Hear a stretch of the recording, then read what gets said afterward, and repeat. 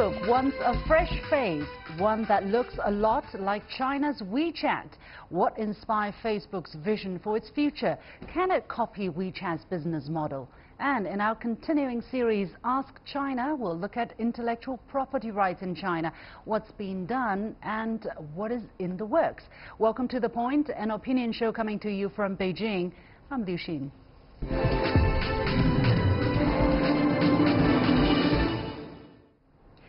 Facebook founder Mark Zuckerberg wants to give Facebook a new lease on life, and that vision is looking a lot like WeChat, a popular super app in China combining messaging, shopping, games and much more.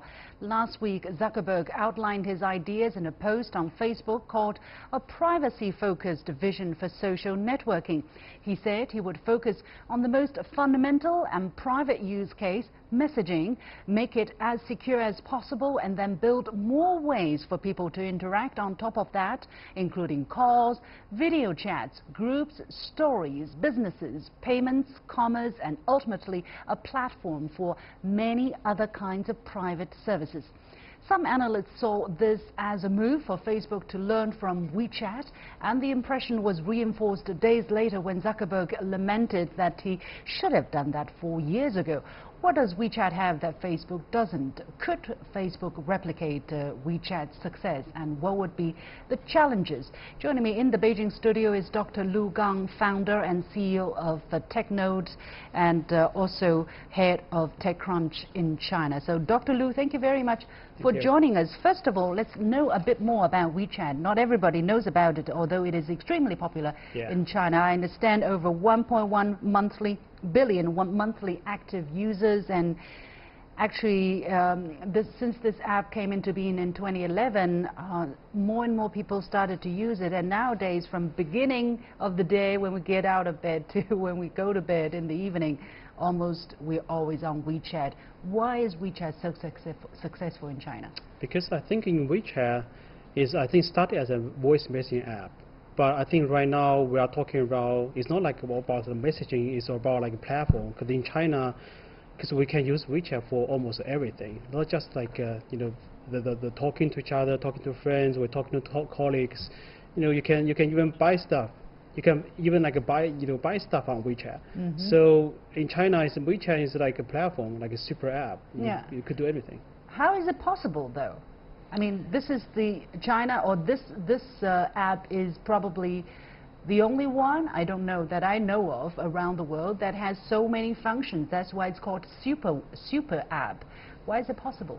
Well, I think it's because the guy behind it, Tencent. Tencent is so powerful in China, in the internet space, because they dominated the Chinese internet, with QQ. So basically, when Tencent, backed by Tencent with the successful story with the QQ, I think that make WeChat, probably the much easier life for WeChat to conquer the Chinese societies. Secondly, I think for WeChat, the WeChat team, I think it's so smart because they know we started as the voice messaging app. I think it seems like from the first second they know what they're going to do, how they're going to monetize the app, just how to monetize as a platform, not just like messaging. So I think once they have a huge amount of user base, I think they move very fast.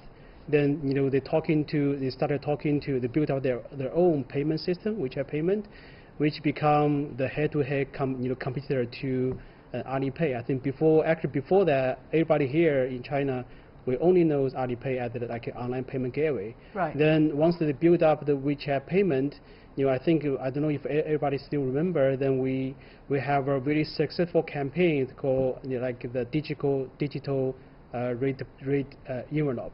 I think it happened several years back during the Chinese Spring Festival. Then people started to use, we can use WeChat. Red envelopes, the lucky money that we give to our friends then and instead children. of giving the cash, we can give the digital money via WeChat. Then basically the very good education course to the Chinese say, hey, we can do more. So once we bundle WeChat with our credit card, then magic happen. We can use WeChat to pay stuff. Then become an ecosystem. Yeah. Well, actually, we don't use WeChat doesn't make its money from advertisement, because we don't see advertisement on our WeChat, because otherwise it would make it pretty much annoying, I must say, if people have to use it on a daily basis. But mostly it takes commission from the services that it provides. So compare that business model with how Facebook makes money. What is the biggest difference there? Oh, well, I think probably the kind of key difference is, the Facebook is for public, but WeChat is kind of private social networks, because I only talk to people I met in the social life, in the real life. But on Facebook, is I can talk to anyone. So how Facebook make money is always advertisement. But WeChat could be very diverse. Okay, all right. So I'm told that we're just joined on the line by Professor Gregory Payne, Chair of the Department of Communication Studies at Emerson College, joining us on the line from Boston, the United States. Professor Payne, thank you very much for joining us. Now, let me ask you this question. We talked about the super app that is very popular, very welcome here in China. Why there has not been any similar case in developed Western country yet? What do you think are the most important factors contributing to that difference? Well, I think part of it is just an organic approach that Facebook has that's quite different from WeChat. But I will say it's very clear to me that Zuckerberg is moving in line with where WeChat is in terms of this particular development, as well as other aspects of making Facebook much more currency-oriented and much more economically engaged in terms of the public. I think part of it is he would very much like to increase the monetary use of Facebook, because, of course, in your country, people use WeChat for 80% of their purchases. Here, roughly, 25 to 30% are using any type of app to pay for things.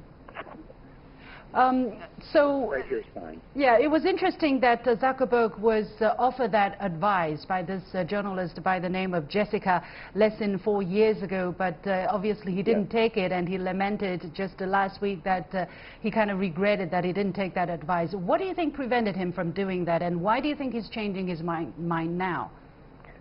Well, I think he was hesitant initially. I think that there was some concern that he wanted to make sure that there was, more focus in terms of just being legitimate with regard to something that's very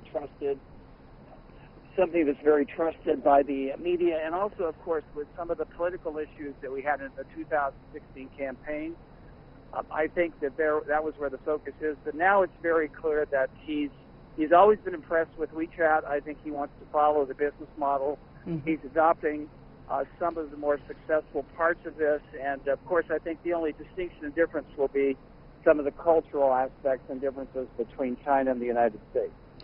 Oh, do you think he can still manage this at this moment, now that people are, especially young people, are starting to find that Facebook is not as exciting as it was?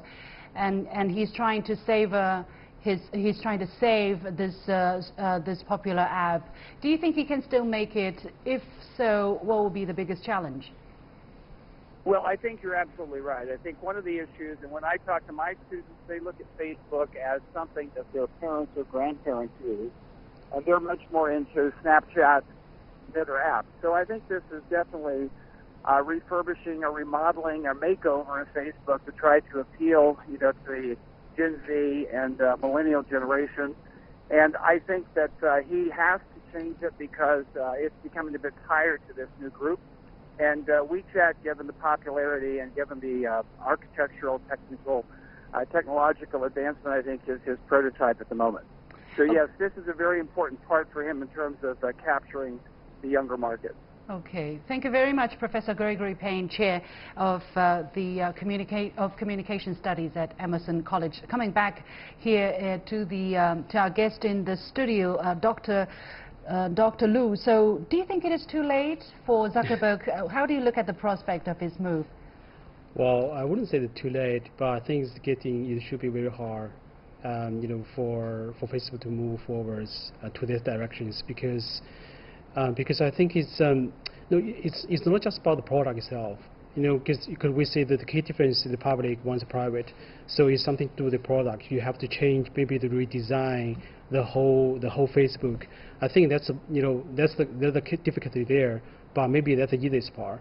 But I think the difficulty part is probably, I think for Zuckerberg, I think maybe the first kind of mission for himself is he has to force himself to kind of change the philosophies. Because what happened to China, what happened on WeChat is because you have to say we are building a product or we are building a platform. It's like a different concept. Because the Facebook is always online, but WeChat is online plus offline, and also.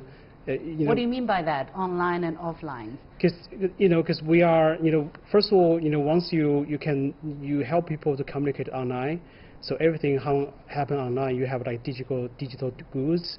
You do like online advertisement. That's like a monetization model. But once you build out maybe the Facebook payment is like a WeChat payment, then you need to understand how the offline basically the commercial world, how that works. How can you convince like all the street shop to use Facebook for the payment? Yeah. And Facebook also have to change its monetization model. I mean, at this moment, as I mentioned, it's all through ads, mostly through ads, whereas for WeChat, for instance, last year they had a huge jump in terms of advertisement, but also mostly they get their money from commission from the services that they charge. But also the greatest part for Tencent is coming from video games. Gaming, so that kind of supported almost 60% of the revenue of the company. So can Facebook possibly emulate WeChat's business model without having a fundamental shift in how it operates? You have to get rid of the ads because WeChat have almost no ads. We don't want to see ads in our WeChat.